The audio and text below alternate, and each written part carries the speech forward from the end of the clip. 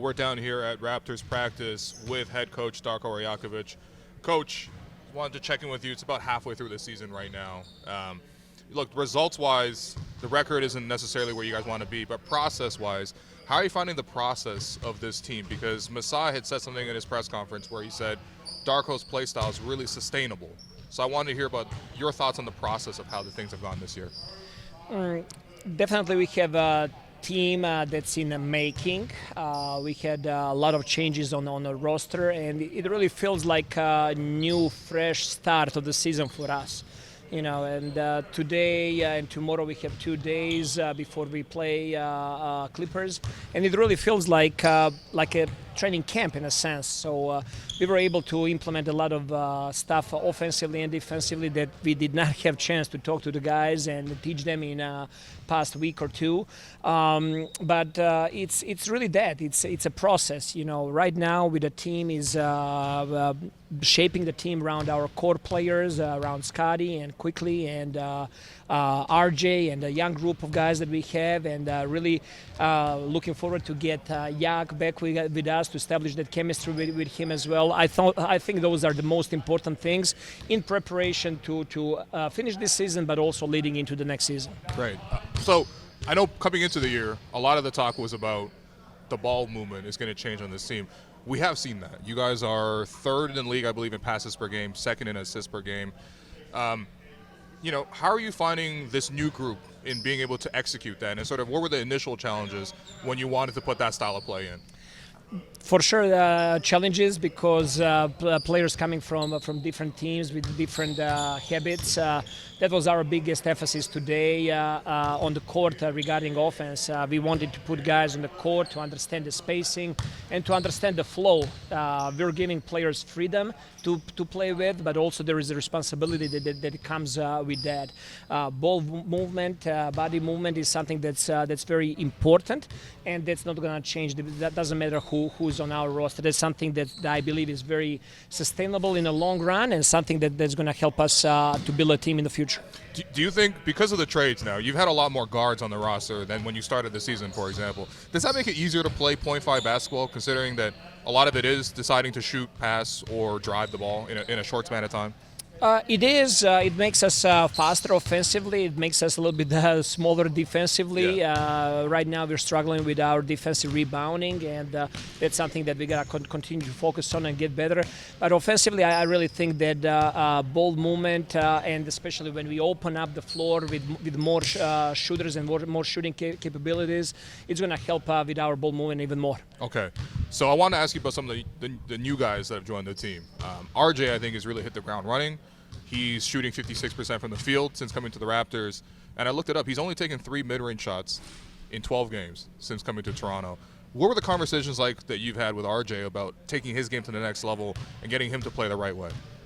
First thing that I talked to RJ is he needs to play as an athlete. I think his athletic ability is still to be developed. I think he did not reach his potential.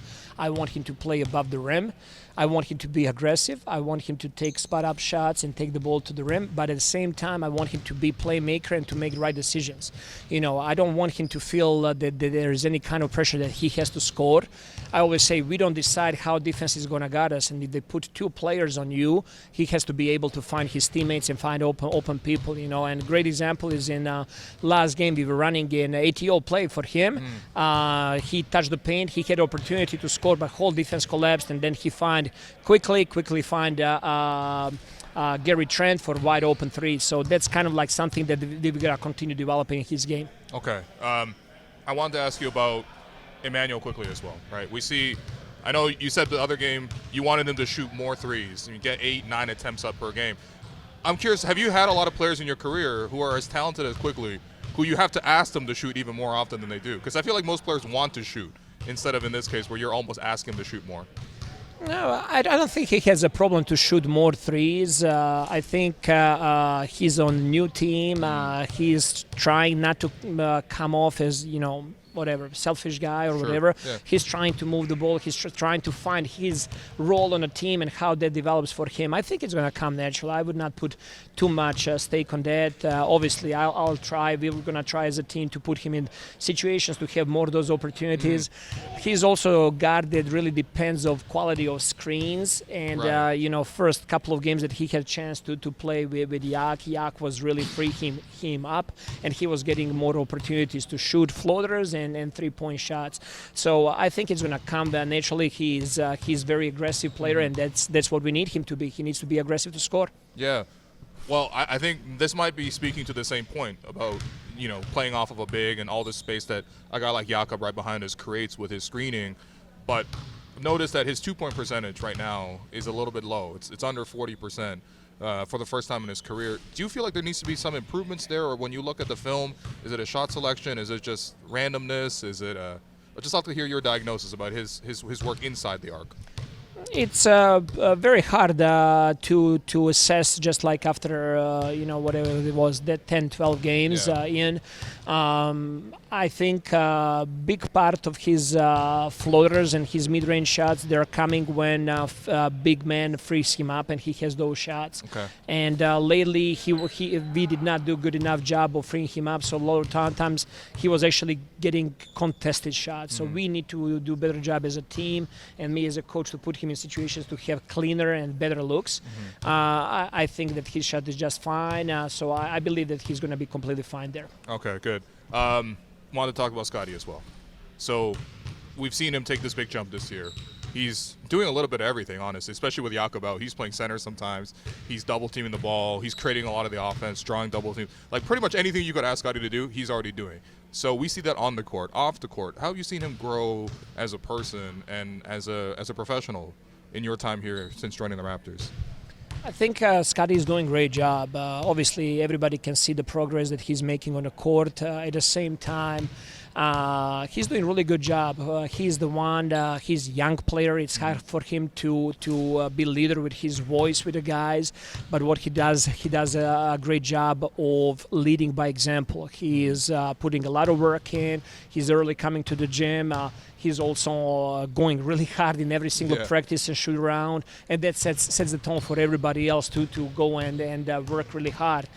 So he's making a lot of jumps there. His communication with staff, with coaches, with teammates is really good. So all kudos for Scottie. Yeah. Well, I mean, the vocal leadership part too is interesting, because I think, ideally you want your best player to also be your most vocal player as well. But for a guy so young, can he get there? Do you think he can get there to that point where he is like a Kyle Lowry, for example, in Toronto, who kind of told everyone where to be, everywhere how to be, on the court, off the court, and you saw how that sort of lifted the whole organization. Can you see that for Scottie in that kind of future? Absolutely. I can see that with Scottie, probably not at the age of 23, but at the later stages of a career, and the more he's learning the league and the game and his teammates, he will be able to do more and more of that. He's speaking up in a team setup, in video sessions, and he's always bringing great points to the table. And he's doing that in the game as well, encouraging his players. I can see a lot of growth in that area for him as well. Okay, last question about your players before I want to ask about you, Coach. People never ask the coach about the coach. It's always about the players. But with Grady, I know there was you had mentioned that he went down for a 2-week conditioning stint. Can you just give us more clarity in terms of why that went into that decision, and also what he did specifically in that stint? And when you have a college player who was only for 1 year in college that comes to NBA, there is a lot of unknown. The league is different, game is different, basketball is different. Yeah. He played 30-something games. Now he's coming in the league with 82 games the regular season. There is a lot of change, and a lot of times their body and mind is not prepared for that kind of workload. And we sat down, we analyzed everything what was going on. We found that it's very important for him to get really good continuity work with lift, with our player performance performance staff and with coaches to work a lot of individually and to really focus on a couple of things that he needs to improve offensively and defensively. And our staff did a really good job there. In the question of 3 weeks, you could see the difference, the way he was moving on the court, like his body, and he was actually adding some weight there. Okay. It's just something that's for me, it's natural. Not necessarily that just playing every single game is a great thing for player development. Sometimes you need to make, one step behind and work more on your body or mind, and then put those things together through playing in with 905 and then playing with us.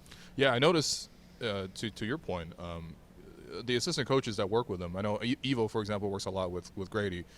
A lot of the times they're teaching him things like, how to make a jump pass, or, the proper technique on a closeout, or shooting off the movement and everything like that. I think those little details, I think, especially for a rookie, is so important to transition. So I'm looking forward to seeing how he grows. I know that he's getting more and more minutes now again, and hopefully he keeps that confidence and continues to build.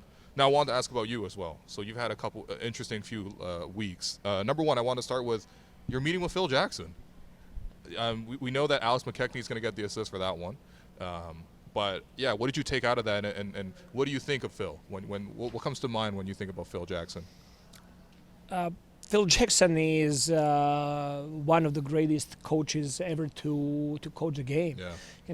Extremely accomplished, won 11 rings with 2 different teams, and he's somebody that I had chance to read all of his books and to follow his career.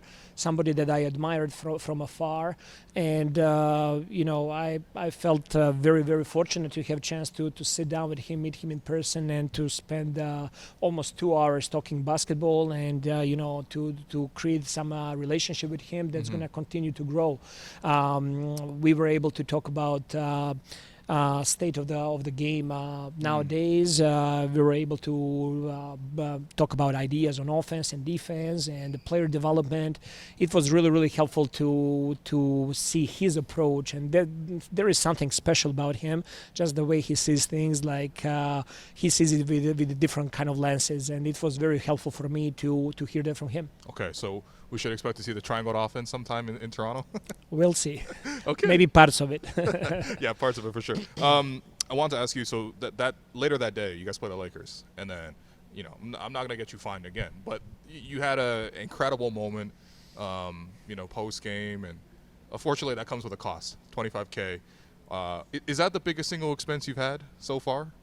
It is, but it's also worthwhile because all I wanted to do is to protect our team, protect our players, and I just wanted to make a statement there for our guys. Yeah, well, I think talking to Dennis, for example, I think guys really did appreciate it, the way that you backed up the team in that day. So I'm not going to ask you any further ones on that. I think $25K is already a big enough expense. Speaking of expenses, though, something that kind of went viral this year, I think when Pascal was around, he talked about one day about how, you guys go on these team dinners, and there was this maybe an incentive or 3 wins for, and you would pick up the tab for a team dinner. Is that offer still on the table? And honestly, just how often and how important are these team dinners that you guys have?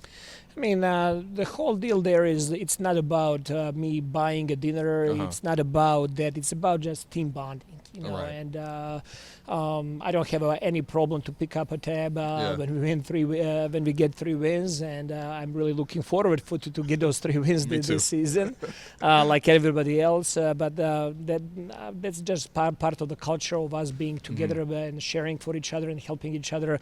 And I think every time when we have those team dinners, something good comes out of that. Guys are able to connect. They're able to talk to each other. They leave their cell phones for an hour or 2 hours, and it just like creates that human relationship that's very, very important and not enough developed in our day society.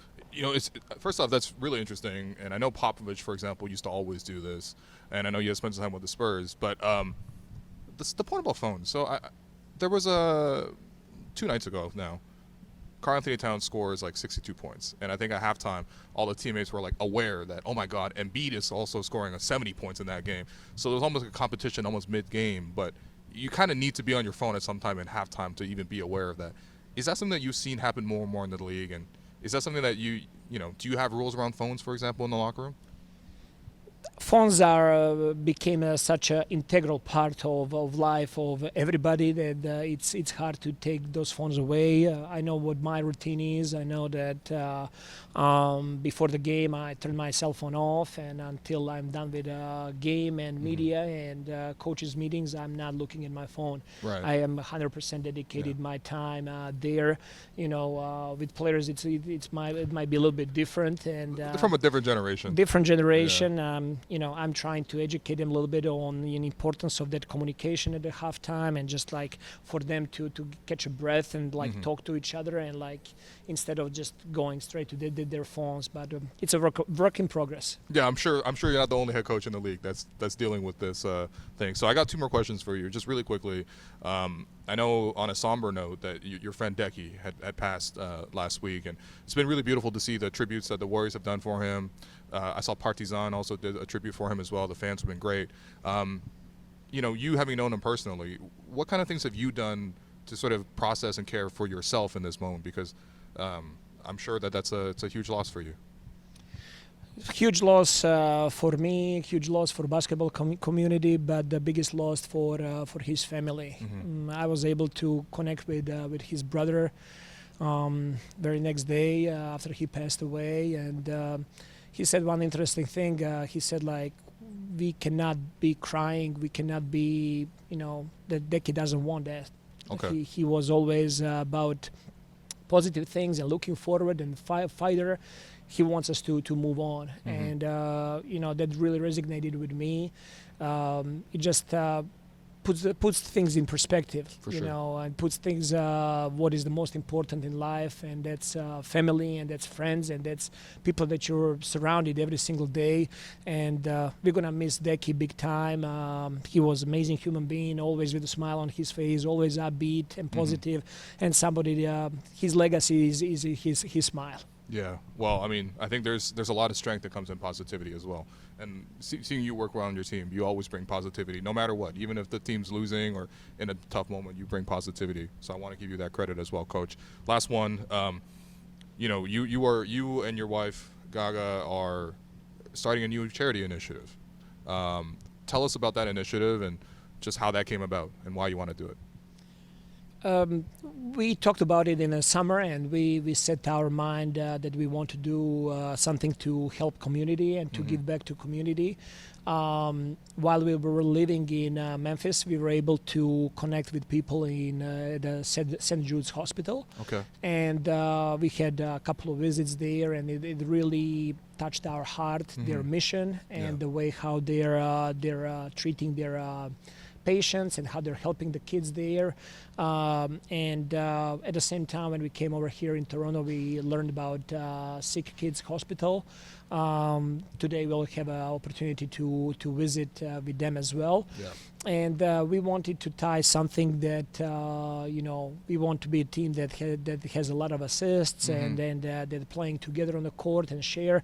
But at the same time, I wanted to connect this with the sharing with the community and assisting the community here. So we're going to donate for every assist that our team makes from the start of the season to the end of the season. For each assist, we're going to donate $20, and then we're going to split that between Sick Kids, St. Jude's Hospital, and one children's hospital back in Serbia. Well, that's a beautiful initiative. And by the way, your team is second in assists, so they're doing a good job backing you up too. Well, Coach, I appreciate you so much. Thank you for taking the time. Thank you so much. Open. Thank you so much.